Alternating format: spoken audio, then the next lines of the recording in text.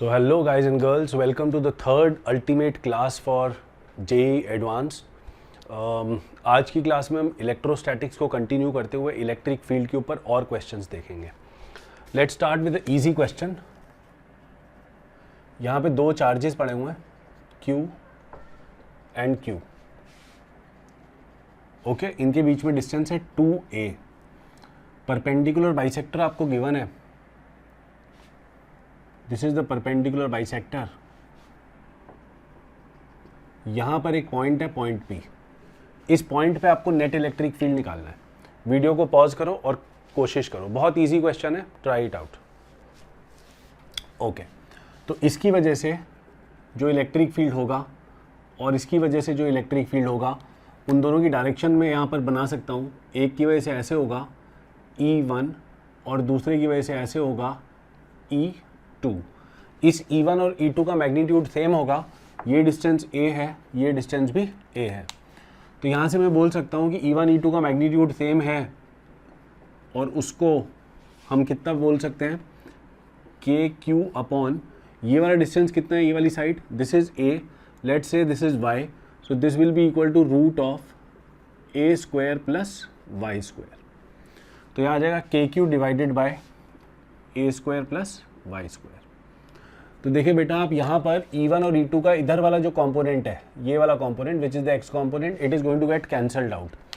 इसका E1 का इधर कंपोनेंट होगा, इस एंगल को थीटा मान लेते हैं, तो ये एंगल भी थीटा हो जाएगा. तो E1 का इधर कंपोनेंट क्या होगा इस side, it will B E1 cos theta, it will B E1 cos theta. और E2 का ये एंगल सिमेट्रिक होने की वजह से ये भी थीटा होगा, ये भी थीटा होगा, वर्टिकली ऑपोजिट होने की वजह से. तो E2 का भी इधर कंपोनेंट होगा E cos थीटा. तो अगर मैं टोटल देखूं, यहाँ पे जो नेट इलेक्ट्रिक फील्ड होगा इन दोनों की वजह से, इसका भी cos कंपोनेंट ऐड, इसका भी cos कंपोनेंट ऐड, और साइन कंपोनेंट E2 का लेफ्ट में, E1 का राइट में, आपस में कैंसल आउट. तो नेट फील्ड जो होगी,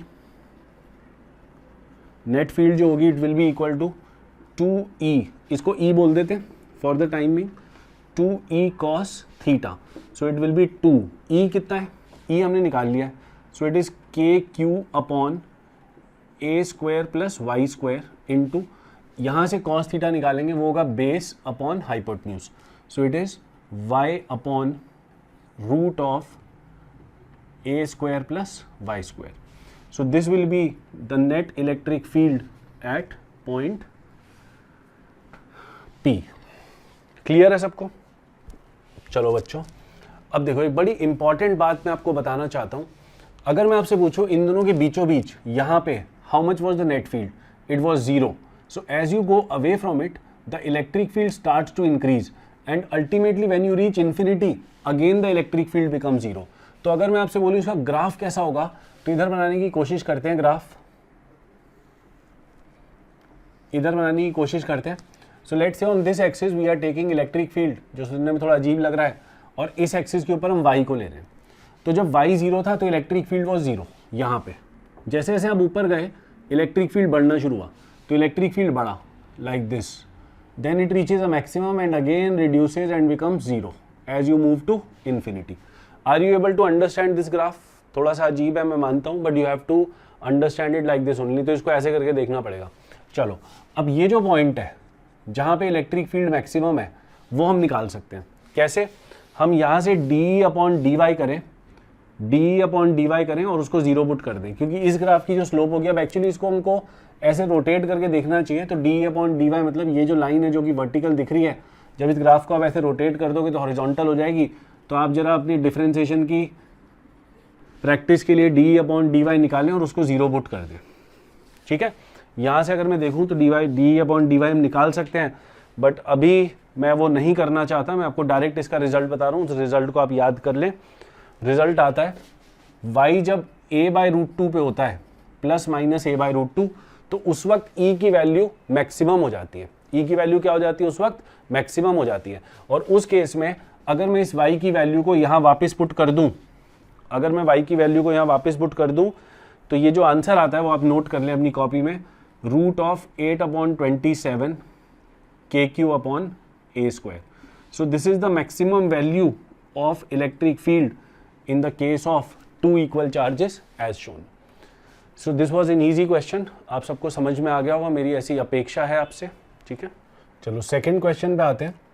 ये एक स्क्वायर की 4 वर्टिसेस पर बराबर Q चार्ज पड़ा हुआ है, स्क्वायर की साइड L है, यहाँ पे जहाँ पे डायगोनल्स मीट करते हैं वहाँ से y डिस्टेंस ऊपर एक पॉइंट है, इस पॉइंट का नाम है पॉइंट P, ठीक है, this is point P, y distance ऊपर। आपको बोला जाता है कि इस पॉइंट P पे इन चारों की वजह से मिलाकर नेट इलेक्ट्रिक फील्ड कितनी होगी। करें कोशिश। तो आप इसको एक्सटेंड कर देंगे, सबकी वजह से इलेक्ट्रिक फील्ड्स को एक्सटेंड करते हुए अगर हम देखेंगे तो मैं 2 की बनाता हूँ, 2 के बारे में बना लेते हैं, ठीक है। देखो ज़रा, एक तो इसकी वजह से बना रहा हूँ, इसकी वजह से, और एक इसकी वजह से बना रहा हूँ, इसकी वजह से, ठीक है। थोड़ा डायग्राम को समझने वाली बात है। तो इन दोनों का जो इलेक्ट्रिक फील्ड होगा वो आपस में कैंसल आउट करेगा। सो let's say this is E, this is E, सबकी वजह से बराबर होगा E E E। आप सोच सकते हो ये चारों इलेक्ट्रिक फील्ड कुछ इस तरह से होंगे, है ना। So they will be something like this, 2 ऐसे और 2 ऐसे। So this is how the things would look like. अब देखो जरा, इस एंगल को अगर मैं थीटा बोलता हूं तो इसके सामने यहां पर ये एंगल थीटा होगा, ये वाला। यस और no? Now we have to focus on this triangle. One is this Q, ये सेंटर, और ये वाला पॉइंट P, इनके बीच में जो ट्राइंगल बन रहा है, can you visualise this triangle? आपको इसके ऊपर फोकस करके थीटा निकालना है, क्योंकि आप खुद सोचो इन दोनों का जो इलेक्ट्रिक फील्ड है, इन दोनों का जो इलेक्ट्रिक फील्ड है, इसका इलेक्ट्रिक फील्ड ऐसे और इसका इलेक्ट्रिक फील्ड ऐसे, तो दोनों का कौन सा कंपोनेंट कट रहा है? कैन यू इमेजिन कि दोनों का एक, अगर ये वाई डायरेक्शन है ये वाली, तो ये जो कंपोनेंट है ये वाला, it will get cancelled out. समझ पा रहे हो? तो इसका जो साइन कंपोनेंट है और इसका जो साइन कंपोनेंट है दोनों कट जाएंगे, ये भी थीटा है। तो उस केस में हम बोलेंगे इन दोनों का कॉस कंपोनेंट ऐड होगा। तो यहां पर ई वाई जो आएगा वो इन दोनों से कॉस कंपोनेंट ऐड होकर आएगा, तो it will B 2e cos theta. और जब इसी तरह से इन दोनों चार्जेस को भी कंसिडरेशन में लिया जाएगा तो उनका भी इस तरह से y कंपोनेंट तो ऐड हो जाएगा और x कंपोनेंट कट जाएगा। तो बेसिकली आंसर जो आएगा वो इंटू 2 करके निकल जाएगा, ठीक है। अच्छा, how much is the length of this side? ये जो डिस्टेंस है ये वाला, this is half of the diagonal and this is a by √2। तो ये जो साइड है ये वाली, ये हो जाएगी root of y square plus इसका स्क्वायर। तो इसका स्क्वायर है a square by 4, sorry a square by 2।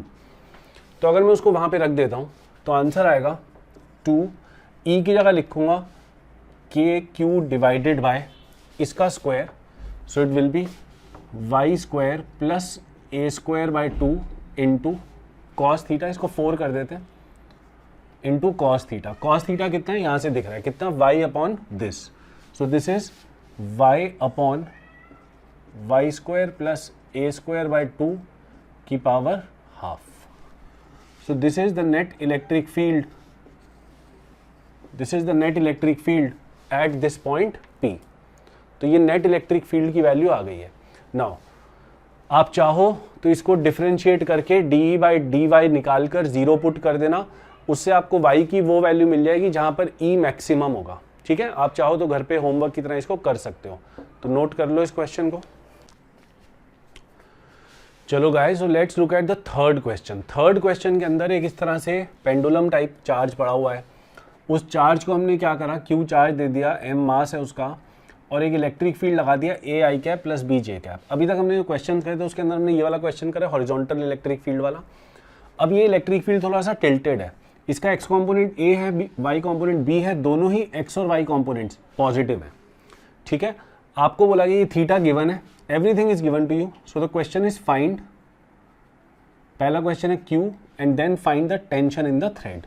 तो आप जरा वीडियो को पॉज करो और अपना अपना कॉन्सेप्ट लगाने की कोशिश करो। Take up to 4 to 5 minutes. अगर नहीं हो पाए then come back, we'll solve it. चलो बच्चों, देखो कैसे सॉल्व करेंगे इसको। तो सबसे पहले हमको इसका फ्री बॉडी डायग्राम बनाना पड़ेगा। लेंथ ऑफ द थ्रेड आपको L दे रखी है, length of the thread is given as small l। इसका फ्री बॉडी डायग्राम देखो कैसे बनाएंगे। हम बोलेंगे कि ये चार्ज है Q, ये चार्ज है Q, नीचे फोर्स लग रही है mg, राइट में फोर्स लग रही है Q इंटू, देखो ज़रा इलेक्ट्रिक फील्ड का जो x कंपोनेंट है वो राइट में फोर्स लगाएगा। इलेक्ट्रिक फील्ड का x कंपोनेंट कितना है, कैपिटल है, तो राइट में फोर्स लग रही है Q इंटू कैपिटल है। क्योंकि ये पॉजिटिव है, ये चार्ज भी पॉजिटिव है, तो इलेक्ट्रिक फील्ड फोर्स राइट में लगाएगा। ये बात तो क्लियर है सबको। आगे देखो, ये वाला चार्ज पॉजिटिव है, ये कंपोनेंट इलेक्ट्रिक फील्ड का जो ऊपर की तरफ है ये भी पॉजिटिव है, तो ये फोर्स लगाएगा ऊपर की तरफ जिसकी वैल्यू होगी Q इंटू बी। और एक अपनी जो टेंशन है वो तो टेंशन दे रही है हमको। Is it clear? ये थीटा हमको क्वेश्चन में गिवन है, तो अगर ये थीटा गिवन है तो हमको पता है कि ये एंगल थीटा है, ये बन गया फ्री बॉडी डायग्राम। अगर ये थीटा है तो ये भी थीटा है, तो ये टेंशन का इधर कंपोनेंट क्या है, Q B plus T, T का कौन सा कंपोनेंट है, कॉस थीटा, और इस टी का इधर कंपोनेंट क्या है, it is T sine theta. अच्छा, ऐसी चीज तो आप पहले ही किया करते थे ना, जब हॉरिजॉन्टल इलेक्ट्रिक फील्ड होता था तो ये क्यू ए और टी साइन थीटा तो बराबर होते ही थे, लेकिन ये Q B plus T cos theta M G नहीं होता था, उस वक्त केवल T cos theta M G होता था। यस और नो? तो बस यही फर्क है इस क्वेश्चन में, कोई भी फर्क नहीं है, सेम है। तो यहाँ से हम इक्वेशन लिखेंगे एक्स और वाई डायरेक्शन की। देखो कैसे, एक्स डायरेक्शन में हम बोलेंगे कि T sine theta is equal to Q A, T sine theta is equal to Q A, और हम बोलेंगे वाई डायरेक्शन में Q B plus T cos theta is equal to M G. तो यहाँ से हम बोलेंगे, थोड़ा मैं सीधा लिख रहा हूं, T cos theta plus Q B is equal to M G. यहां से क्यू बी को उस साइड ले जाओ तो आपके पास आ जाएगा T cos theta is equal to M G minus Q B. Is it clear? ये आपकी हो गई इक्वेशन नंबर 1, ये आपकी हो गई इक्वेशन नंबर 2। इन दोनों इक्वेशंस को आपस में डिवाइड कर दो तो आपके पास आ जाएगा tan of theta is equal to Q A upon M G minus Q B. Check कर लो, थोड़ा सा रीअरेंज करो, इन सब टर्म्स को उठा के इस साइड ले जाओ। थीटा नोन है, थीटा से घबराने की जरूरत नहीं, थीटा आंसर में आ सकता है। ये पूरी चीज़ इस साइड, तो ये बन जाएगा M G tan theta minus Q B tan theta is equal to Q A. इस टर्म को उधर ले जाओ, क्यू वाली टर्म्स को इकट्ठा करो तो ये आ जाएगा Q into A plus B tan theta is equal to M G tan theta.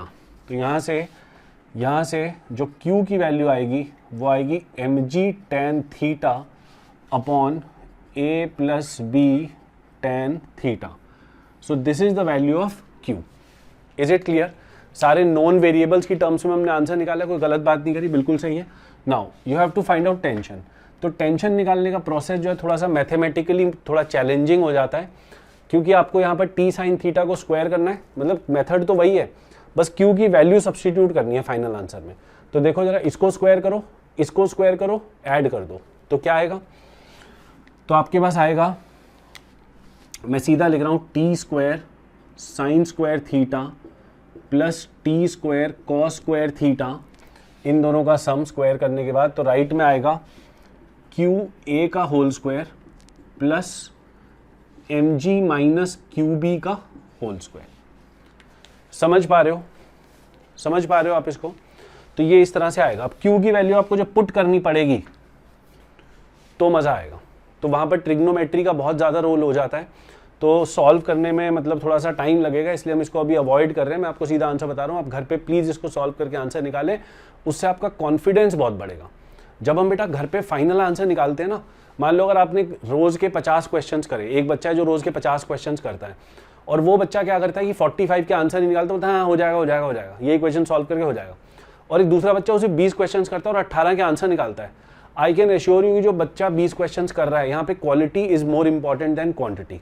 तो अगर आप जेई एडवांस टाइप के एग्जाम को टारगेट कर रहे हो तो आपको एक एक क्वेश्चन के साथ जंग लड़नी है, ऐसे आपको अपना एटीट्यूड बनाना है। पेपर में जाकर टाइम मैनेज करना है, मैं मानता हूँ, बट अगर घर पे आपको आधा घंटा भी एक अच्छे क्वेश्चन को सॉल्व करने में लगता है तो you can think that half an hour is very well spent. Is it clear? तो टाइम में कंजूसी ना करें, अभी तो बहुत टाइम है आपके पास एग्जाम में, ठीक है? चलो बच्चों, now let's see the fourth question. Fourth question में आपके पास 5 पॉइंट चार्जेस हैं प्लस स्मॉल क्यू। वो पांचों चार्जेस एक्स एक्सिस के ऊपर रखे हुए हैं, उन चार्जेस के कोऑर्डिनेट्स हैं, ठीक है। So there are 5 charges Q Q Q Q and Q. ये रखा हुआ है -2a,0 पे, ये रखा हुआ है -a,0 पे, ये रखा हुआ है 0,0 पे, ये रखा हुआ है a,0 पे, ये रखा हुआ है 2a,0 पे। तो इस तरह से 5 पॉइंट्स पे आपको ये चार्जेस रखे हुए हैं और आपको बोला है कि 0,a पर नेट इलेक्ट्रिक फील्ड निकालो। 0,a पर मतलब y एक्सिस पर एक पॉइंट है जिसके ऊपर नेट इलेक्ट्रिक फील्ड की वैल्यू आपको निकालनी है। तो वीडियो को पॉज करें and take about 3 to 4 minutes, try to solve the question. चलो बच्चों, तो ये डायग्राम बनाए बिना क्वेश्चन को अटेम्प्ट नहीं कर सकते। डायग्राम मैंने आपके सामने बनाया है, ये 5 चार्जेस ऐसे पड़े हुए हैं और यहाँ पर एक पॉइंट है जिसके कोऑर्डिनेट्स हैं 0,a, तो ये a डिस्टेंस की दूरी पर पड़ा हुआ है। तो देखें ज़रा, ये वाला जो चार्ज है उसका काउंटर पार्ट ये वाला चार्ज है। इन दोनों का जो इलेक्ट्रिक फील्ड होगा उसकी जो वैल्यू है, उसका जो मैग्नीट्यूड है वो बराबर होगा। जैसे मान लो मैं इसके इलेक्ट्रिक फील्ड को E2 बोल देता हूँ, तो इसका भी इलेक्ट्रिक फील्ड इधर होगा E2। ध्यान देना, अगर ये एंगल अल्फा होगा तो ये एंगल भी अल्फा होगा। उसी तरह से अगर मैं इस वाले चार्ज पे आता हूं, ठीक है, और मैं बोलता हूं इस चार्ज की वजह से यहां पे इलेक्ट्रिक फील्ड, तो वो ऐसे होगा, थोड़ा सा और ज़्यादा स्लांट हो जाएगा, E3 मान लेते हैं उसको, और इसकी वजह से भी जो होगा वो भी ऐसे होगा, उसको भी E3 ही मान लेते हैं। क्लियर हुई बात? ये डिस्टेंस या ये एंगल बीटा मान लिया जाता है, बीटा, और ये एंगल भी बीटा माना जाता है। समझ में आ रहा है? तो अब देखो, इस चार्ज का बच गया, इसका निकाल लिया, उसका निकाल लिया, इन दोनों का निकाल लिया। अब इसका भी बच गया, इसका जो है वो ऐसे मान लेते हैं E1। E1 बड़ा ही सिंपल क्वेश्चन है। तो E2 जो है उनके एक्स कंपोनेंट कट रहे हैं, इसका एक्स कंपोनेंट नेगेटिव, इसका एक्स कंपोनेंट पॉजिटिव, तो they will get cancelled out, yes और नो। उसी तरह से E3 के भी एक्स कंपोनेंट कट जाएंगे, तो बचेगा क्या? E2 का कॉस बचेगा, इधर वाले E2 का भी कॉस बचेगा, इधर वाले E3 का कॉस बचेगा, इधर वाले E3 का भी कॉस बचेगा। तो ओवरऑल यहाँ पे जो नेट इलेक्ट्रिक फील्ड होगा, एक तो वाई डायरेक्शन में होगा, एक तो ये कंक्लूजन है, दूसरा उसका जो मैग्नीट्यूड है वो कितना होगा। तो 5 इलेक्ट्रिक फील्ड्स को वाई डायरेक्शन में ऐड करके वो निकलेगा। देखो कैसे, सबसे पहले E1 तो है ही, इनकी वैल्यूज तो आपको निकालनी आती है ना, प्लस, ध्यान दो, प्लस E2 का कॉस अल्फा प्लस इस वाले E2 का भी कॉस अल्फा, तो 2E2 cos alpha. Cos alpha वगैरह बेटा सब निकाल सकते हो अब यहाँ से, ये अल्फा है, तो कॉस अल्फा तो सिंपल हो जाएगा, बड़ा आसान हो जाएगा क्वेश्चन। इनफैक्ट अल्फा 45 है ना, क्योंकि ये भी A और ये भी A, तो ये कॉस अल्फा तो 45 हो जाएगा। टेन अल्फा आपको दिख रहा है 1 हो गया। चलो, तो ये 2E2 cos alpha plus 2E3 cos beta. Beta angle ये वाला है, तो कॉस बीटा भी निकाल सकते हो। कॉस अल्फा तो 45 हो ही क्या, मतलब अल्फा तो 45 हो ही क्या, बीटा जो है it is this upon this, तो ये आपका कॉस बीटा भी यहाँ पे पुट किया जा सकता है और ओवरऑल आंसर आपका इससे आ जाएगा। Is it clear? समझ में आ गया सबको? फोर्थ क्वेश्चन, आगे चलते हैं। चलो, फिफ्थ क्वेश्चन में हमको electric field due to a disc, जो आप लोग पढ़ चुके हैं, उसका इस्तेमाल करना है। तो पहले मैं आपको डिस्क की वजह से इलेक्ट्रिक फील्ड जरा समझाऊं, याद कराऊं, मतलब कर तो हम चुके ही हैं। तो एक डिस्क है,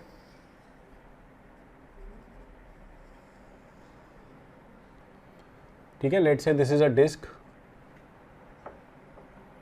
तो इसके सेंटर के सामने यहां पे एक पॉइंट है, पॉइंट P। इस डिस्क के ऊपर जो सरफेस चार्ज डेंसिटी है that is equal to sigma, उसकी वैल्यू सिग्मा के बराबर है। आपको इस पॉइंट पे इलेक्ट्रिक फील्ड का मैग्नीट्यूड हम डेरिवेशंस में कर चुके हैं पहले। तो अगर आपको नहीं भी वो डेरिवेशन आता तो आपको याद रखना है कि वो जो इलेक्ट्रिक फील्ड होता है वो टुवर्ड्स राइट होता है, और उस इलेक्ट्रिक फील्ड की जो वैल्यू है वो होती है सिग्मा अपॉन 2 एप्सिलॉन नॉट। ये डिस्टेंस अगर x माना हुआ है और डिस्क की का रेडियस r है, so it is 1 minus X upon root of X square plus r square. तो ये इलेक्ट्रिक फील्ड यहाँ पर होती है। Is it clear? Now in this situation हमने ये भी देखा हुआ है, इन दिस सिचुएशन अगर मैं लिमिट लगा दूं कि r की वैल्यू इन्फिनिटी को टेंड करना शुरू हो जाए, radius of this disc becomes infinity, मतलब ये वाली डिस्क का साइज जो है पहले अगर फाइनाइट था, नाउ इट बिकम्स इन्फिनिटी, ऐसे भी इन्फिनिटी, इस साइड भी इन्फिनिटी, नीचे की साइड भी इन्फिनिटी, पीछे की साइड भी इन्फिनिटी, तो मतलब डिस्क इनफाइनाइटली बड़ी हो गई। तो अगर डिस्क इनफाइनाइटली बड़ी हो गई तो उसकी शेप क्या है, तो बेटा इनफाइनाइट साइज की बॉडी का की शेप जो होती है वो कुछ भी नहीं होती। इनफाइनाइट मतलब परम परमात्मा, परम परमात्मा मतलब कि भैया इसकी शेप और साइज के बारे में अंदाजा लगाने के हिसाब से हम बहुत छोटे हैं, we are very small to estimate the shape और साइज ऑफ दिस डिस्क।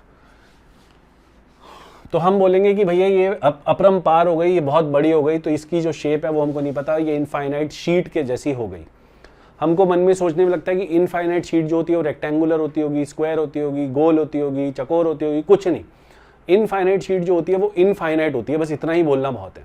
तो अगर मैं यहाँ पर limit r tends to infinity लगा दूंगा और इसको सिग्मा अपॉन 2 एप्सिलॉन नॉट को ऐसे ही रहने दूंगा, तो ये हो जाएगा 1 माइनस, तो x तो ऐसे ही रहा डिवाइडेड बाय नीचे जो x है वो भी ऐसे ही रहा, प्लस साथ में आप सोच लो इन्फिनिटी का स्क्वायर आ गया। तो क्या आएगा, ये वाली टर्म बेटा 0 हो जाएगी, तो ये क्या आंसर बचेगा, तो आंसर आएगा सिग्मा अपॉन 2 एप्सिलॉन नॉट। तो electric field due to a disc becomes sigma upon 2 epsilon naught, which is the electric field due to an infinite sheet of charge. Clear? तो इस सिचुएशन में disc का हमने ये electric field निकाल लिया, ये वाला रिजल्ट आपको याद रखना है। अब इससे जुड़ा हुआ जो सवाल हमको करना है, ये तो हम ऑलरेडी कर चुके थे, इससे जुड़ा हुआ क्वेश्चन जो हमको करना है वो ये है, एक इनफाइनाइट शीट है, एक इनफाइनाइट शीट ऑफ चार्ज है लाइक दिस, ये यहां से भी इन्फिनिटी, हर जगह से इन्फिनिटी। इसके सामने या ऐसा बोल लो इसमें से गोल डिस्क हमने काट दी, तो यहां पे सब जगह चार्ज है, all these points are charged, ये सब पॉइंट्स पे बेटा चार्ज है यहाँ पे, ठीक है, बीच में से खाली है, ये पोर्शन खाली है। अब ये जो हमने पोर्शन काटा है इसके बारे में हमको दे रखा है कि इसका रेडियस कैपिटल R है इस पोर्शन का, तो इसके जस्ट सामने यहां पे एक पॉइंट P ले लिया जाता है। आपको बोला गया उस पॉइंट P पर नेट इलेक्ट्रिक फील्ड निकालो। वीडियो पॉज करो, क्वेश्चन को सॉल्व करने की कोशिश करो।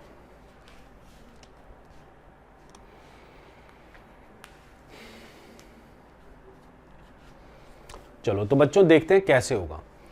अब आपको अगर ये पूरी की पूरी शीट होती, पूरी भरी होती, तो हम क्वेश्चन को बड़ी आराम से सॉल्व कर लेते। तो हम क्या करते हैं, हम जितने पोर्शन में हमने जो चीज़ हटाई है ना, आप समझ लो उसको मैंने लाकर वापस लगा दिया, तो यहाँ पर मैं प्लस प्लस को वापस मान लेता हूँ। और क्योंकि एक्चुअली ये सिचुएशन तो है नहीं, एक्चुअली सिचुएशन में तो यहाँ से प्लस चार्ज गायब है, लेकिन मैं प्लस को ले आया क्योंकि मैं चाहता हूँ पूरी शीट बन जाएगी इस तरह से। जब मैं इस प्लस को लेकर आऊँगा, साथ साथ मैं एक माइनस को भी लेकर आऊँगा ऐसे, ताकि जो मैंने इफेक्ट प्रोड्यूस करा है वो न्यूट्रलाइज हो जाए। हाँ या ना, ध्यान दो, लाइक दिस। तो मैं यहां पर प्लस चार्ज को भी लेकर आया और जितना प्लस लेकर आया उतना ही माइनस भी लेकर के आया। तो इस पोर्शन में अब प्लस भी पड़ा हुआ है और माइनस भी पड़ा हुआ है, तो एक तरह से मैं बोल सकता हूं कि अभी भी ये पोर्शन क्या है, neutral. So now this whole situation converts into this. ध्यान से सुनना, एक तो पूरी की पूरी शीट है ना, जो कि पॉजिटिवली चार्ज है, और दूसरा एक डिस्क है जो कि नेगेटिवली चार्ज्ड है। जो इस गोले के अंदर का प्लस है वो तो मैंने इंक्लूड कर लिया जब मैंने पूरी शीट की बात करी, तो वो वाला प्लस ब्लैक वाला इंक्लूड हो गया, आप चेक करो। और मैंने जो रेड कलर से माइनस बनाया उसको मैंने इंक्लूड कर लिया कि भैया नेगेटिव चार्ज की एक डिस्क पड़ी हुई है। Are you understanding? So this situation now converts into, एक तो बन जाती है इनफाइनाइट शीट, इनफाइनाइट शीट जिसका चार्ज कैसा है, पॉजिटिव, और दूसरा बन जाती है एक डिस्क जिसका चार्ज कैसा है, नेगेटिव।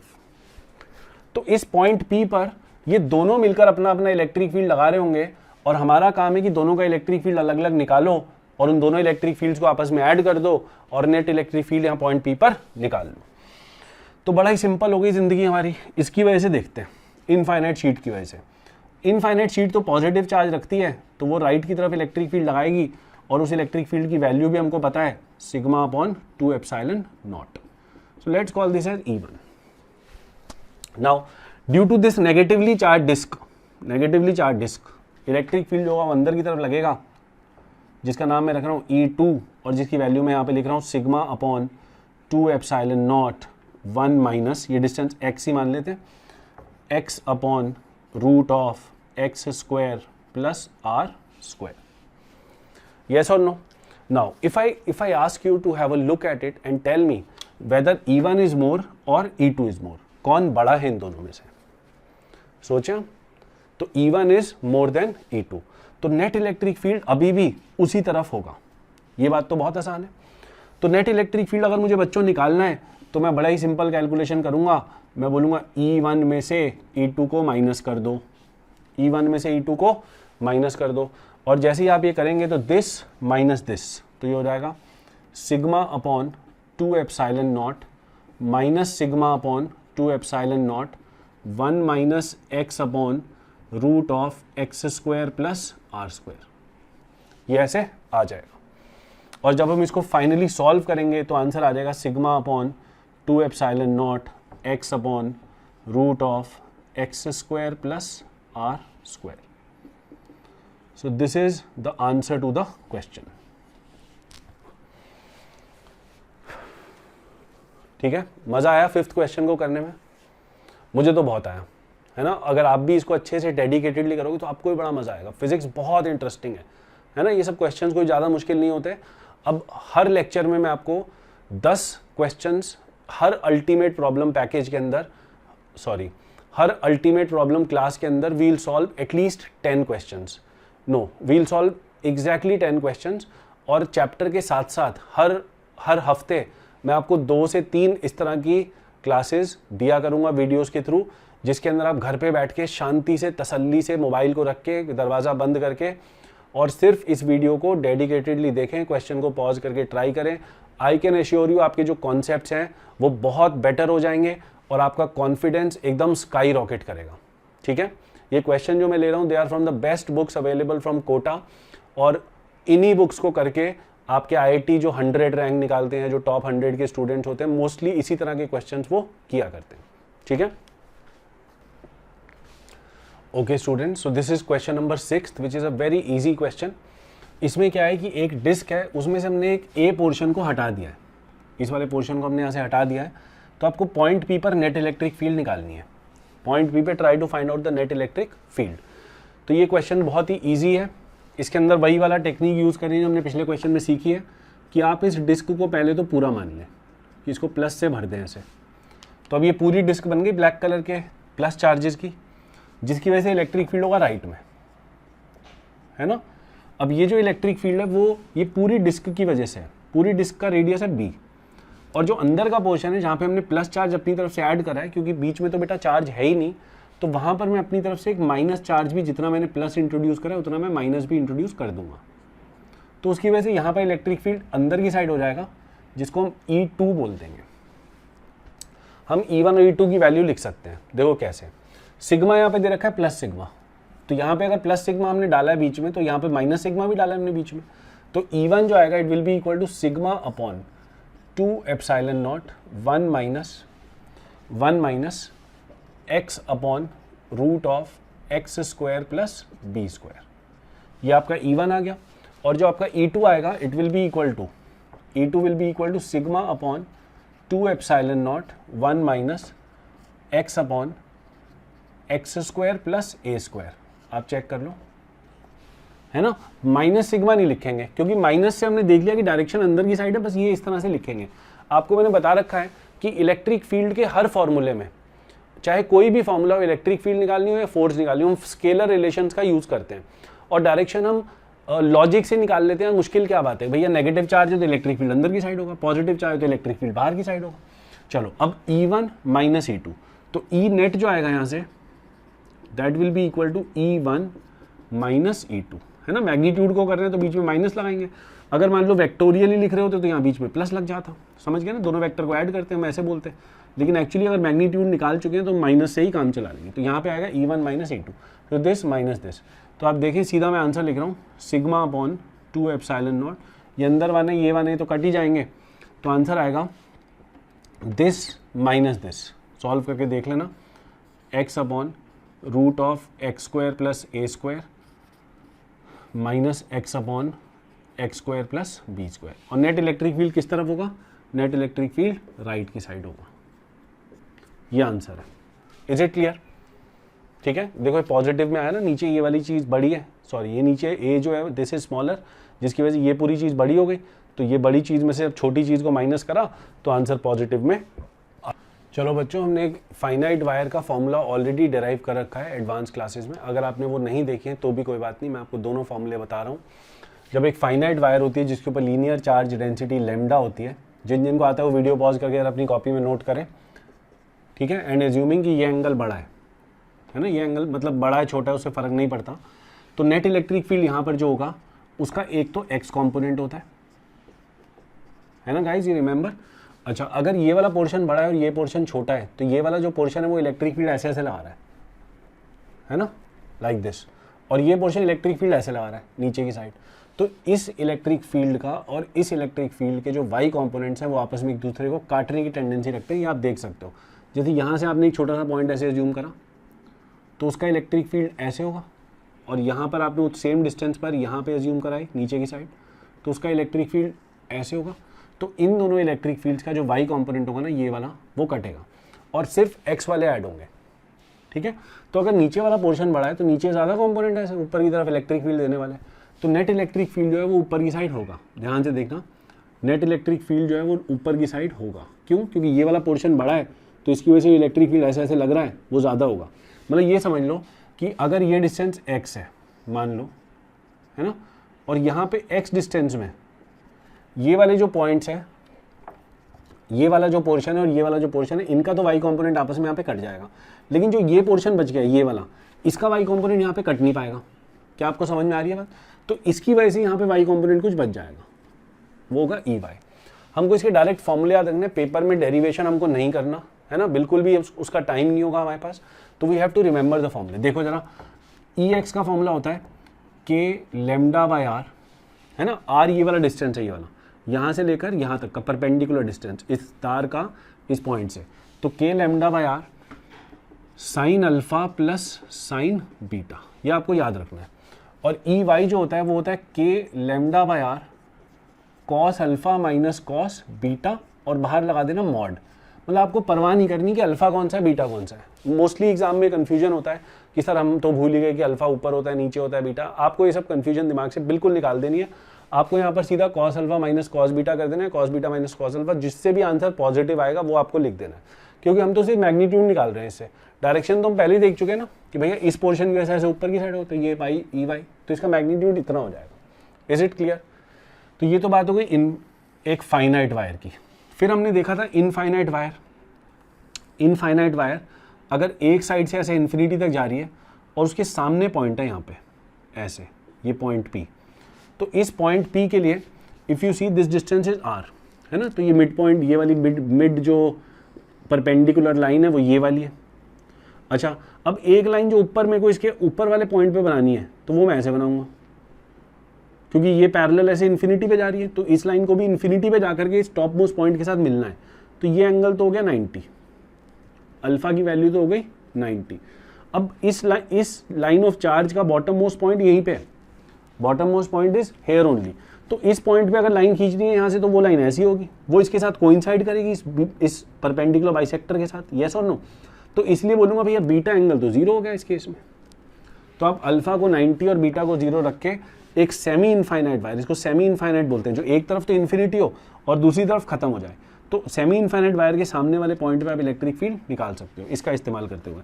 तो यहाँ पर एक चीज़ जो इंपॉर्टेंट है वो ये है बेटा, इस केस में ई एक्स ऐसे आएगा और ई वाई ऐसे आएगा, है ना, क्योंकि ये सब मिलकर इलेक्ट्रिक फील्ड अपना ऐसे देंगे इस तरफ, तो उसका वाई कॉम्पोनेंट नीचे की तरफ होगा, एक्स कॉम्पोनेंट तो सबका उसी साइड होगा। एक चीज़ और जो आपको ध्यान में रखनी है हमेशा, ये ई एक्स और ये E Y in the case of semi infinite wire at the point in front of the end of the wire, this E X and this E Y are always the same. इन दोनों का magnitude हमेशा बराबर होता है। कितना होता है इनका मैग्नीट्यूड, मैं लिख देता हूँ आपके सामने, इट इज के लैम्डा बाय आर, ठीक है, क्योंकि आप देखो साइन अल्फा साइन 90 और साइन बीटा 0 हो जाएगा, तो ये दोनों का सम के लैम्डा बाय आर होगा। तो ऑलवेज रिमेंबर तो जो नेट इलेक्ट्रिक फील्ड आएगा वैसे बीचों बीच आएगा इसके, ये एंगल 45 होगा। ये बहुत इंपॉर्टेंट है, बहुत ज़्यादा इंपॉर्टेंट। अभी मैं क्वेश्चन कराऊंगा इसके ऊपर एक। Is it clear? थोड़ा सा मैं आपको और बताता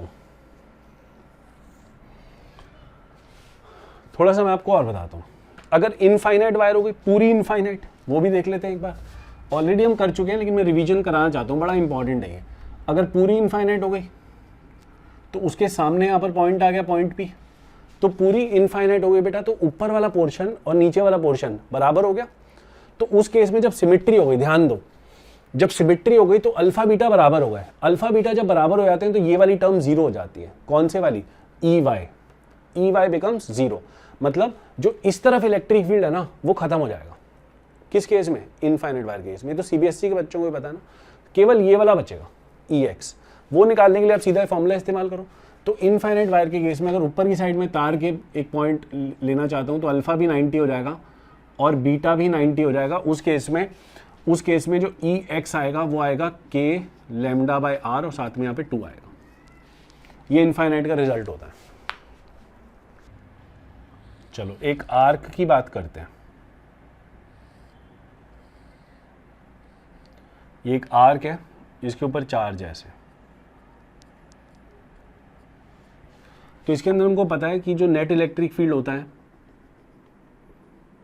नेट इलेक्ट्रिक फील्ड जो होता है, it is along this line, like this. मतलब जो सेंट्रल लाइन होती है, जो लाइन ऑफ सिमेट्री होती है, उसी के अलोंग होता है ये इलेक्ट्रिक फील्ड। और अगर यहाँ पर लीनियर चार्ज डेंसिटी लैम्डा है तो इसका टोटल चार्ज कितना हो जाएगा? टोटल चार्ज हो जाएगा लैम्डा इंटू, लेट्स से ये पूरा एंगल फाई है, पूरा एंगल फाई है, तो उसके इसमें लैम्डा इंटू फाई आर, ये टोटल चार्ज हो जाएगा इसके अंदर। तो आंसर जो आता है इलेक्ट्रिक फील्ड का, इस वाले इलेक्ट्रिक फील्ड का, that electric field is K Q upon R square into sine of phi by 2 divided by phi by 2। ये हमने कर रखा है पहले, ठीक है। तो ये इसके अलोंग होता है। अब देखो कई बार ऐसा होता है कि वो आर्क को ऐसे आपको देगा, मान लो उसने आर्क दे दिया, ये आर्क दे दिया, ये आर्क का सेंटर है, ठीक है ना, this is the centre of the arc. लेकिन उसने आपको जो इन्फॉर्मेशन दी वो ये दी, मतलब इस बार पूरा फाई नहीं दिया। जैसे अगर फाई गिवन हो तो बहुत ही सिंपल है, सीधा आप बोलोगे भैया इसके बीचों बीच जाएगा। लेकिन मान लो उसने बोल दिया कि ये एंगल थीटा 1 है और ये एंगल थीटा 2 है, ठीक है। तो उस केस में यहां जो सेंटर पे इलेक्ट्रिक फील्ड होगा, अगर मुझे बोला जाएगा, देखो एक्चुअली तो वो होगा इस थीटा 1 प्लस थीटा 2 के बीचों बीच होगा, यहाँ पे ऐसे कुछ ऐसे, मतलब ये वाली चीज तो फॉलो होनी है, जितना भी टोटल एंगल है उसके बीचों बीच निकलेगा ऐसे इलेक्ट्रिक फील्ड। तो अगर ये पूरा एंगल थीटा 1 प्लस थीटा 2 है तो नेट इलेक्ट्रिक फील्ड कुछ ऐसे निकलेगा यहाँ से, कैन यू इमेजिन। लेकिन अगर उसने बोल दिया कि इस ई एक्स, ठीक है, और ये बड़ा होने की वजह से ई वाई ऐसे होगा और इस ई वाई की वैल्यू बताओ, तो आप पेपर में अटक जाओगे, अटक सकते हो, ठीक है। तो ये वाली जो आर्क है ना बेटा, ये बिल्कुल इसके रिजल्ट्स इसके जैसे हैं। आपने ये रिजल्ट रट लिया ना, सेम रिजल्ट यहां पे भी लग सकते हैं। तो आपने क्या करना है कि ई एक्स को बोल देना है E X is equal to K lambda by R sine alpha plus sine beta, और ई वाई है K lambda by R into cos alpha minus cos beta. बस कुछ नहीं करना, सीधा इन रिजल्ट्स को आप इस आर्क पे भी लगा सकते हो। और जो इन दोनों से रिजल्टेंट आएगा इलेक्ट्रिक फील्ड का, वो वही आएगा बेटा जो लाइन ऑफ सिमेट्री के अलॉन्ग आना चाहिए था, ऐसे, like this. Is it clear? Is it clear? तो अगर वो रिजल्टेंट इलेक्ट्रिक फील्ड पूछेगा तो आपने यही वाला फॉर्मूला लगा देना, फाई की जगह थीटा 1 प्लस थीटा 2 ऐड कर देना है। लेकिन अगर वो ई एक्स और ई वाई पूछेगा तो हम थोड़ा अटक सकते हैं, इसलिए थीटा 1 प्लस थीटा 2 की टर्म्स में ये रिजल्ट अगर हम याद रखेंगे तो बहुत अच्छी बात है। चलो बच्चों, so let's see what the 8th question says. 8th question के अंदर एक रिंग है हमारे पास जिसके ऊपर चार्ज है स्मॉल क्यू, और उस रिंग के सेंटर से एक इनफाइनाइट लाइन ऑफ चार्ज जा रही है ये वाली, जिसके ऊपर लीनियर चार्ज डेंसिटी है लैम्डा। आपको पूछा गया कि बताओ कि इस रिंग की वजह से इस लाइन ऑफ चार्ज पे कितनी फोर्स लग रही होगी। तो सबसे पहले तो हम देखते हैं कि क्या रिंग की वजह से इसके ऊपर फोर्स लग रही होगी। अगर हाँ तो ऐसा क्यों है? क्योंकि बेटा रिंग की वजह से यहाँ पे इलेक्ट्रिक फील्ड होगा, हर पॉइंट में यहाँ पे होगा, यहाँ पे होगा, यहाँ पे होगा, और हर इलेक्ट्रिक फील्ड की वैल्यू अलग अलग होगी, है ना, इसका एक्सप्रेशन भी हमको पता है।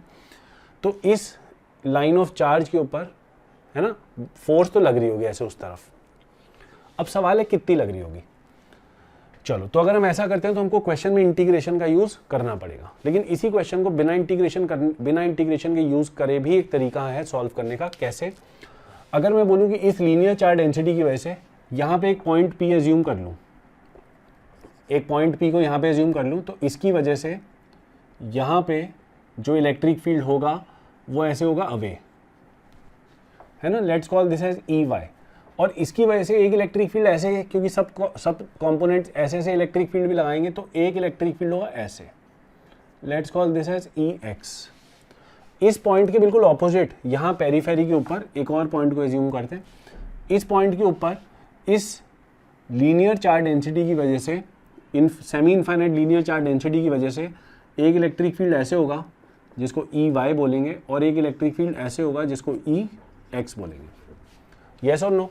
तो इन दोनों का ये वाला कंपोनेंट जो कि इस इनफाइनाइट वायर के परपेंडिकुलर है वो कट जाएगा, लेकिन ये वाला जो कंपोनेंट है फोर्स का, जैसे यहाँ पर एक छोटा सा एलिमेंट है DQ, यहाँ पे एक छोटा सा चार्ज है DQ, उस छोटे से चार्ज के ऊपर जो फोर्स लगेगी इस तरफ, और यहाँ पे जो छोटा सा चार्ज लिया उसके ऊपर जो फोर्स इस तरफ लगेगी, वो दोनों फोर्सेस तो ऐड होंगी ना आपस में, हाँ या ना?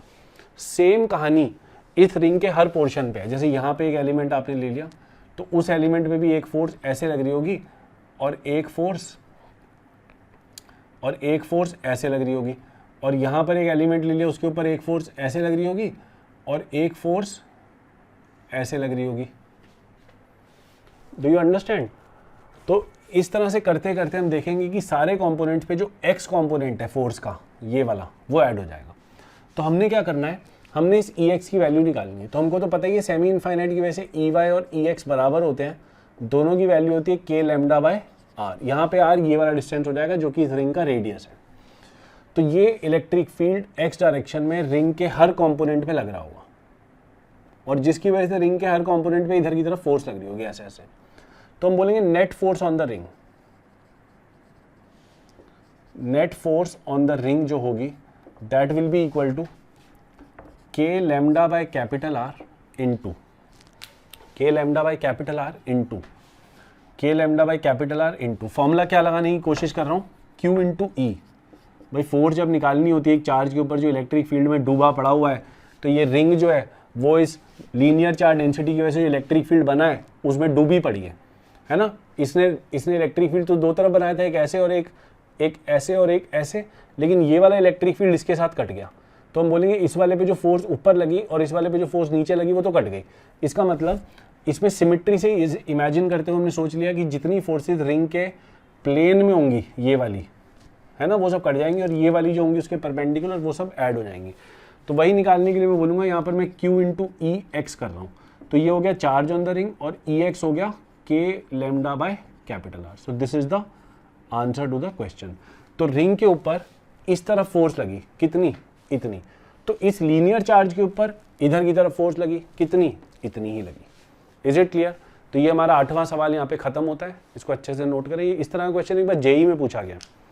चलो बच्चों, तो एक हॉलो हेमिस्फीयर हमारे पास जिसके सेंटर पे एक डाइपोल रखा हुआ है ऐसे बाहर की साइड, ठीक है। तो ये इसका एक्सिस समझ लो आप, ये वो लाइन है जो इसके मिड पॉइंट से पास हो रही है और इसके पैरेलल है, ठीक है। तो अभी हॉलो हेमिस्फीयर, इसके सरफेस के ऊपर सरफेस चार्ज डेंसिटी है सिग्मा। तो मैं आपको बताना चाहता हूँ कि अगर हॉलो हेमिस्फीयर होता है तो उसके सेंटर पे जो इलेक्ट्रिक फील्ड होता है यहाँ पे, उसकी वैल्यू होती है सिग्मा अपॉन 4 एप्सिलॉन नॉट। ये आप जरा नोट कर लें, ये आपने पहले शायद लिखा नहीं हुआ कहीं पे। तो ये होती है सिग्मा अपॉन 4 एप्सिलॉन नॉट। तो बोला गया ये जो डाइपोल है यहाँ पे, क्या ये इक्विलिब्रियम में होगा? The answer is yes. अच्छा, ये जो इलेक्ट्रिक फील्ड होता है हॉलो हेमिस्फीयर की वजह से, ये इलेक्ट्रिक फील्ड ऐसे होता है। तो अगर मान लो एक हॉलो हेमिस्फीयर ऐसे है तो उसकी वजह से इलेक्ट्रिक फील्ड ऐसे होगा। Is it clear? मतलब ऐसे बाहर की साइड आएगा, तो यहाँ पर ऐसे जाएगा, ऊपर की साइड होगा ऐसे। अब सोचो, अगर ये डायपोल भी उसी डायरेक्शन में जिस तरफ इलेक्ट्रिक फील्ड है, तो ये डायपोल एक स्टेबल इक्विलिब्रियम की पोजीशन में है, हाँ या ना? तो अगर इस डायपोल को हल्का सा हिला दिया जाएगा तो डायपोल ऐसे ऐसे एसएचएम करना शुरू हो जाएगा, उस एसएचएम का टाइम पीरियड निकालना है। ये क्वेश्चन हम कर चुके हैं, कोई बड़ा क्वेश्चन नहीं है, सिर्फ इलेक्ट्रिक फील्ड की वैल्यू ये डाल करके आंसर निकालना है। निकालो फटाफट से। तो हम बोलेंगे torque is equal to, torque होता है पी ई साइन थीटा, तो P की जगह तो P आएगा, E की जगह आएगा sigma upon 4 epsilon not, sine theta को थीटा लिख देंगे क्योंकि छोटी ऑसिलेशंस की बात ही कर सकते हैं, otherwise the sine theta will not let you make it an SHM, तो उसको थीटा करना जरूरी है। तो टाउ जो होगा वो होगा I into alpha is equal to minus P sigma upon 4 epsilon naught into theta. तो अल्फा की वैल्यू आएगी minus P sigma upon 4 epsilon naught I into theta. Check करो जरा, ये आ रही है अल्फा की वैल्यू। तो ये जो चीज़ है ये वाली, दिस विल बिकम, ये अल्फा है ना, तो ये ओमेगा स्क्वायर इंटू थीटा होता है। जो स्टैंडर्ड एसएचएम की इक्वेशन क्या होती है, alpha is equal to minus omega square theta when it is an angular SHM. और लीनियर एसएचएम होता है तो यहाँ पे होता है A is equal to minus omega square into X. तो ये ओमेगा स्क्वायर है, तो यहाँ से टाइम पीरियड जो है हमारा वो होता है 2 पाई बाय ओमेगा, तो आंसर आएगा 2 पाई रूट ऑफ इसका ऑपोजिट, तो 4 epsilon naught I divided by P sigma. This is the answer for the time period. Is it clear? 9th question आप सबको क्लियर है, आगे चल सकते हैं। चलो बच्चों 10th क्वेश्चन पे आते हैं। तो आज की क्लास का लास्ट क्वेश्चन है। इसमें आपको बोला गया है कि एक चार्ज यहाँ सेंटर पे लगा दिया गया है, दूसरा चार्ज यहाँ पे है जिसका डिस्टेंस L है, यहाँ से एक वर्टिकल सर्कल में जाना है इसको। तो आपको पूछा गया है कुछ चीज़ें इसके बारे में, ये धागे से बंधा हुआ है, Q है और इसका मास M है, ठीक है। So they have asked a few things about it. तो उन्होंने बोला पहली चीज़ आपको जो निकालनी है that is the minimum speed at bottom, ताकि ये सर्कल को कंप्लीट कर ले, ठीक है। दूसरा आपको निकालना है टेंशन एट बॉटम। ये दो चीज़ें हमको निकालनी है। तो देखो जरा, मिनिमम स्पीड यहाँ पे निकालने के लिए क्या कंडीशन होती है। आपको पता है कि जब इस वर्टिकल सर्कल में ऐसे ऐसे जाएगा, जैसे यहाँ पहुँचेगा, फिर यहाँ पहुँचेगा, फिर यहाँ पहुँचेगा, ऐसे जैसे जैसे ऊपर जा रहा होगा, इसकी टेंशन जो है वो कम होती जाती है, इसकी टेंशन की वैल्यू कम होती जाती है, और टॉप मोस्ट पॉइंट पे पहुँच के जो टेंशन की वैल्यू है बेटा दैट बिकम्स मिनिमम। तो आपको कुछ ऐसा अरेंजमेंट करना है, या इसको आपने कम से कम इतनी स्पीड देनी है कि टॉप मोस्ट पॉइंट पे जाके यहाँ पे जो टेंशन है अगर यहाँ पहुँच के भी जीरो हो जाती है तो हम बोलते हैं कि निकल जाएगा, फिर इसकी ज़िंदगी सफल है, vertical circle will be completed. तो टॉप मोस्ट पॉइंट पे पहुँच के जो भी टेंशन होगी उसकी वैल्यू को आप जीरो कर सकते हो। तो ऊपर की टेंशन को जीरो हम शुरू में नहीं मानेंगे, शुरू में तो मानेंगे कि ऊपर टेंशन टी है, जब वो यहाँ पहुँचा तो यहाँ पे टेंशन T1 है मान लो टॉप मोस्ट पॉइंट पे। तो टॉप मोस्ट पॉइंट पे फ्री बॉडी डायग्राम बनाएंगे। देखो जरा, नीचे की तरफ फोर्स क्या लग रही होगी, mg, ऊपर की तरफ फोर्स क्या लग रही होगी, ये Q है, यहाँ भी Q है क्योंकि ये भी चार्ज Q है ना, तो ये भी Q और ये भी Q। तो ऊपर की तरफ फोर्स लग रही होगी KQQ अपॉन R स्क्वायर, और एक अंदर की साइड ये वाली टेंशन भी लग रही है, mg लग रहा है, ये वाली फोर्स लग रही है। तो ऊपर पहुंचकर तीन फोर्स लग रही है, दो नीचे की तरफ और एक ऊपर की तरफ। Is there any other force? The answer is no. अच्छा, क्या ये चार्ज चल रहा होगा यहाँ पे? द आंसर इज यस, है ना। तो आपको तो पता है ये वर्टिकल सर्कल जब होता है तो टॉप मोस्ट पॉइंट पे पहुंच के इस चार्ज का मोशन नहीं रुकता, इस चार्ज की टेंशन यहाँ पे हम बोल सकते हैं कि जीरो हो गई। अगर यहाँ पे V मिन होगी तो जाते जाते बस just he will be able to, या the charge will be able to just cross this point, that means it will just have tension equal to zero at this point. अगर टेंशन इससे पहले जीरो हो जाती यहाँ पे या यहाँ पे, तो बेटा उस केस में रस्सी स्लैक कर जाती है। आपको पता है स्लैकिंग क्या होती है, कि रस्सी यहाँ से एक तरह झोल खा जाती और रस्सी ऐसे ऐसे मुड़ जाती, गिर जाती है यहाँ से, मतलब ये पार्टिकल ऐसे गिर जाता है नीचे की साइड। Is it clear? तो वर्टिकल सर्कल पूरा करने की कंडीशन है कि यहाँ पहुँच के भी टेंशन को जस्ट जीरो होना है टॉप मोस्ट पॉइंट पे। तो टॉप मोस्ट पॉइंट पे जब पहुँचेंगे तो देखें जरा, अच्छा स्पीड भी है इसके पास, सर्कल में भी जा रहा है, तो इसका मतलब इसके पास एक नेट फोर्स सेंटर की तरफ होगी। कितनी है नेट फोर्स सेंटर की तरफ? Net force toward the centre is T1 plus mg minus KQ square by R square. This is the net force toward the centre, and किसी भी सर्कुलर मोशन में this is equal to mv square upon capital R। Yes और no? तो ये जो हमने काम करा है this is at top most point. आपने ऐसा ही क्वेश्चन 11th क्लास में भी किया था, उस केस में ये नहीं था, बस ये वाली टर्म अब 12th में एक्स्ट्रा आ गई है, क्योंकि यहाँ पे क्यों हमने एक एक्स्ट्रा रख दिया और ये खुद भी चार्ज है ना, तो ये टर्म नहीं थी, आप चेक कर लेना। वहाँ पे ये इक्वेशन बनती है टी प्लस एम जी जोड़ो M V square by R. फिर हम क्या करते हैं, फिर हम बोलते हैं कि यहाँ पहुँच के भैया टेंशन को अगर मिनिमम करना है तो टेंशन को यहाँ पहुँच के आप जीरो कर दो, कोई बात नहीं, आपकी ये गलती माफ़ हो जाएगी। Is it clear? अब देखो यहाँ से आपने ये v निकाल लेनी है, ये वाली v। तो ये v निकालने के लिए मैं क्या करता हूँ, मैं इस v स्क्वायर को यहीं रहने देता हूँ, r को ऊपर और mg को नीचे। तो ये हो जाएगा mgr, है ना, और m नीचे आएगा तो m कट जाएगा, तो ये gr हो जाएगा, ये वाली टर्म r ऊपर और m नीचे, तो gr हो जाएगा माइनस r ऊपर, तो एक r इसके साथ कट जाएगा और m नीचे, minus K Q square upon M R. ठीक है, ये v स्क्वायर हो गया, इसको ऐसे ही बॉक्स में बंद कर दो, देखेंगे इसकी जरूरत पड़ेगी तो। This is the first equation. ये टॉप मोस्ट पॉइंट पे फोर्स इक्वेशन लगाइए न्यूटन के सेकेंड लॉ से। Is it clear? नाउ इस पॉइंट ये v min है ना, हमको तो ये निकालनी है। अभी तो हमको ये वाली वेलोसिटी के बारे में कुछ पता चला, यहाँ जो है ये, लेकिन I am interested in finding out this minimum velocity.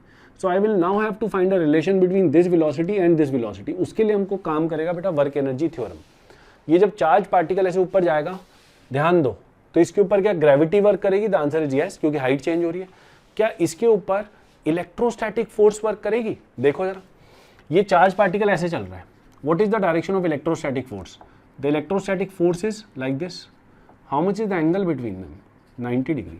तो इसका मोशन ऐसे है, इलेक्ट्रोस्टैटिक फोर्स ऑफ रिपल्शन ऐसे है 90 डिग्री। यहाँ जब पहुंचा तो देख लेते हैं, जब यहाँ पहुंचा चल रहा है टेंजेंट के अलॉन्ग और इलेक्ट्रोस्टैटिक फोर्स है ऐसे बाहर की तरफ, एंगल फिर से 90, फोर्स और वेलोसिटी के बीच में। जब ये पार्टिकल यहाँ पहुंचा तो चल ऐसे रहा होगा और इलेक्ट्रोस्टैटिक फोर्स ऐसे लग रही होगी, एंगल 90।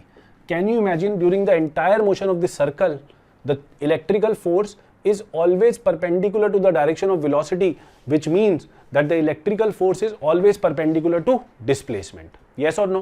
तो इलेक्ट्रिकल फोर्स सर्कुलर मोशन के इस केस में कोई भी वर्क करने वाली नहीं है। तो जब ये चार्ज पार्टिकल यहाँ से ऊपर जा रहा होगा तो कौन वर्क करेगा? Only and only gravity. और gravity is a conservative force, तो हम बोल सकते हैं कि यहाँ पर mechanical energy of this body is going to be conserved as it goes up. तो ये पॉइंट अपनी कॉपी में लिखो, the mechanical energy of this body and this charge will be conserved when it moves in the vertical circle. तो इसकी mechanical energy conserve होगी। देखो जरा, यहां पे इसके पास कौन सी एनर्जी थी? इस लेवल को डेटम मान लो, इस लेवल को आप अपने मन में डेटम लेवल एज्यूम कर लो। डेटम लेवल का मतलब होता है कि वो लेवल जहां पे पोटेंशियल एनर्जी ग्रेविटेशनल वाली को जीरो माना जा सकता है।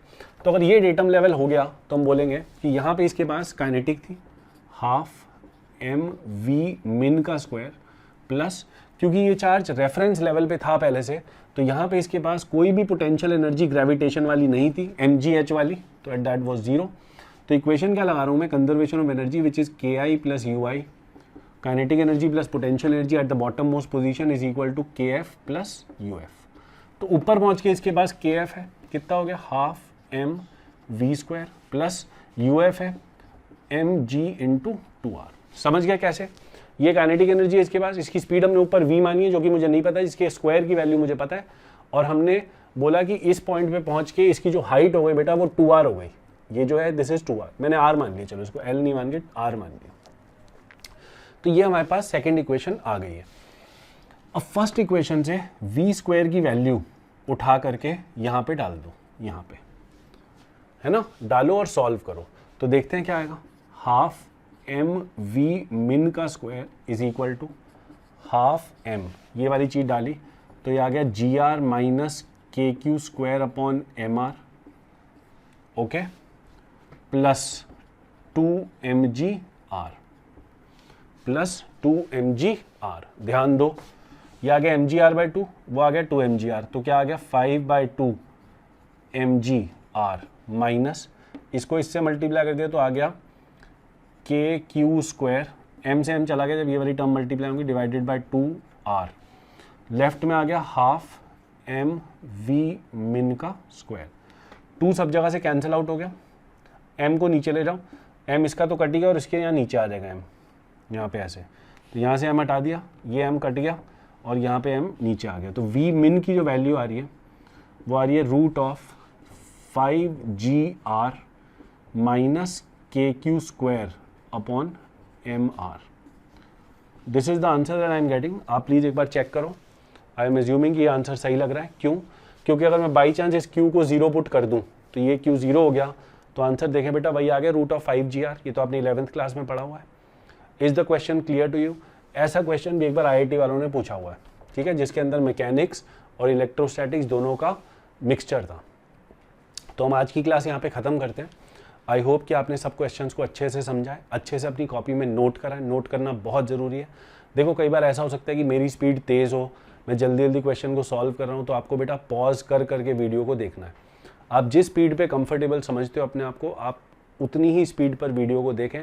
हर क्वेश्चन को आप अगर 15-15 मिनट लगाकर भी देखते हो तो भी कोई बुराई वाली बात नहीं है। अगर आप इस पूरे वीडियो को देखते हुए 2 से ढाई घंटे लगाते हो, it is perfectly all right, ठीक है। Video will be approximately between 50 minutes and 1 hour. All my videos are in that range only. But आप उसको 2 से ढाई घंटे में देखो। देखो बेटा वीडियो अगर 50 मिनट का, इसका मतलब ये नहीं है कि आप उसको 50 मिनट में ख़त्म करके बस हो गया, नहीं। आपने उस वीडियो को ऐसे देखना है as if it's a live class that is happening, और जहाँ पे आपको स्पीड तेज़ लगती है आप वहाँ पे वीडियो को पॉज कर दो और उस क्वेश्चन को दोबारा एनालाइज करो and then start the video. If you want to go back also that is perfectly fine, ठीक है। तो जब मैं वीडियो से कभी भी तैयारी करता था, मैंने भी बहुत तैयारी करी है वीडियोज़ को देख के, तो ऑन एन एवरेज मेरी ये रहती थी कि जितने मिनट का वीडियो है लगभग उससे 2 से ढाई गुना टाइम मुझे उस वीडियो को देखकर समझने में लगता था। Is it clear? अगर हम वीडियो को सिर्फ एक वीडियो की तरह देखेंगे और 50 मिनट्स की तरह 50 मिनट्स में ही ख़त्म कर देंगे और नोट्स नहीं बनाएंगे और कुछ भी नहीं करेंगे ढंग से, तो फिर उस वीडियो को देखने का कोई फ़ायदा नहीं है। 50 मिनट्स को वेस्ट ना करें, अपना कोई और काम में, अपने किसी फ्रेंड से बात करें, व्हाट्सएप पे चैटिंग करें, वीडियो को ना देखें, है ना। लेकिन अगर वीडियो को देखें तो उसको सीरियसली देखें और अच्छे से देखें as if you are attending a live class. Thank you so much for watching and see you very soon.